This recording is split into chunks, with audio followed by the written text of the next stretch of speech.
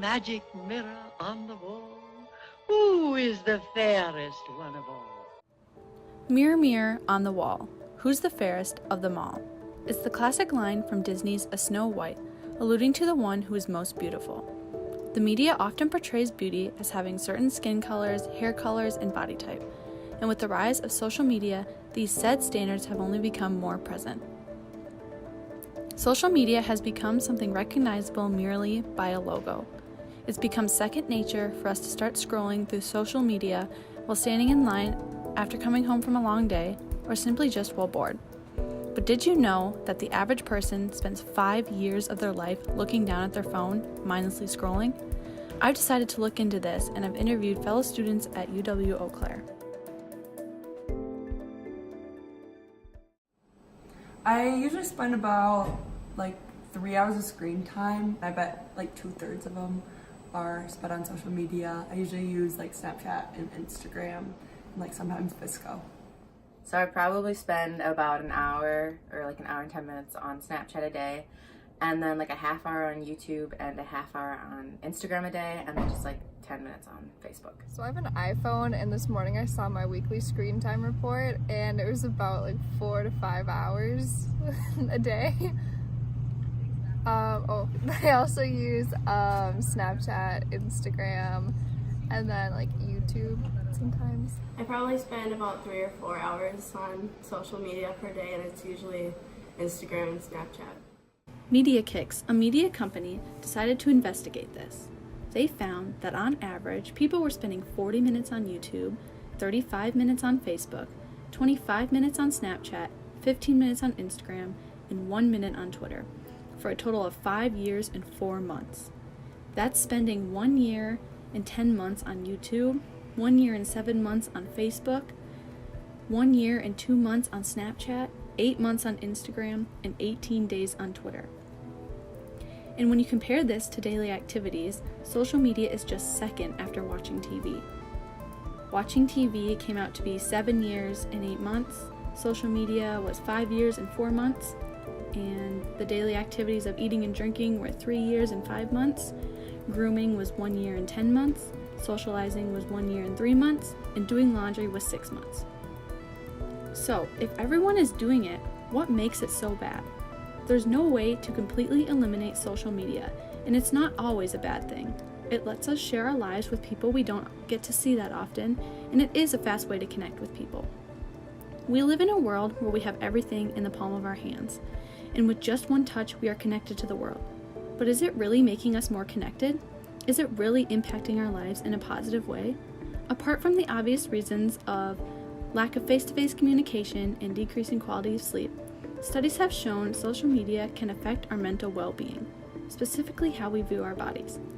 A study done by 2 researchers in Australia that was published in the International Journal of Eating Disorders found that there is a correlation between increased internet exposure and the internalization of the thin idea, body surveillance, and drive for thinness in a sample of adolescent girls. A sample of high school age girls participated in a questionnaire about the time they spent on the internet and body image concerns. Of the sample, 75% of the girls had a Facebook profile and spent 1.5 hours on the site daily. Facebook users scored significantly higher on all indicators of body image concern than their non-user counterparts. Through my research, the consensus I found was that what we are doing on social media depends on how it affects us. In this day and age, celebrities or other public figures are often people we look up to or pay attention to in the media. As a result, celebrities often rule the world of social media with likes, content, or number of views, and this affects how we view ourselves.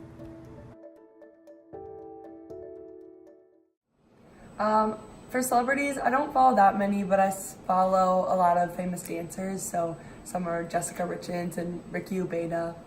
So earlier in the school year, I went to an event through InterVarsity Christian Fellowship, and it was about not wasting your time, kind of, and I was wasting time on Instagram and stuff. And so I went through and I unfollowed half of the people I follow. So right now I only follow 2 YouTubers on Instagram, and the rest are people I know. So I follow your average celebrities like Kim Kardashian and Selena Gomez. I also follow some soccer players, so Neymar and Sidney LaRue and people like that. I don't usually follow like celebrities, but I do follow a lot of like major league sports players. But yeah. Among other things, it's common for people to use social media to stream media, look at fashion, follow celebrities, and look at magazine websites. All of these things are likely to be focused on appearance and often lead to promoting thin beauty ideals, which can lead to body image issues.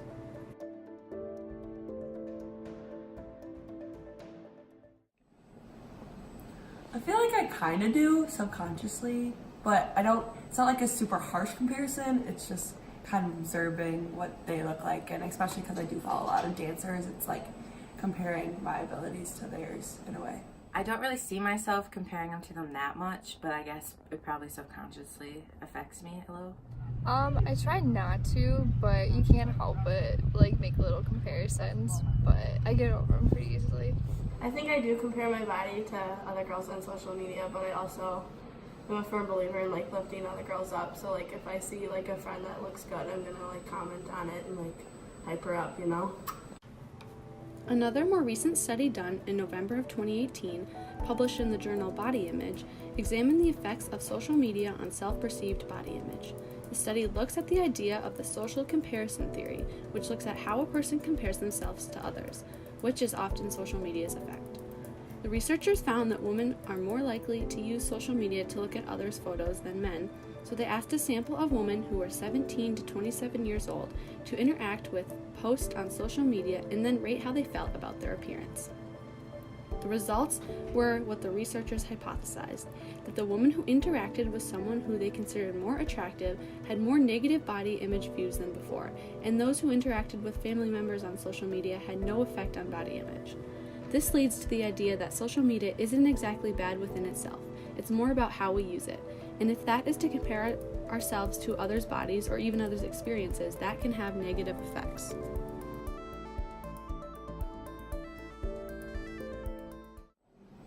I don't think it affects me that much. I turn off my notifications on social media, so I try not to look at it that much, but sometimes, I guess.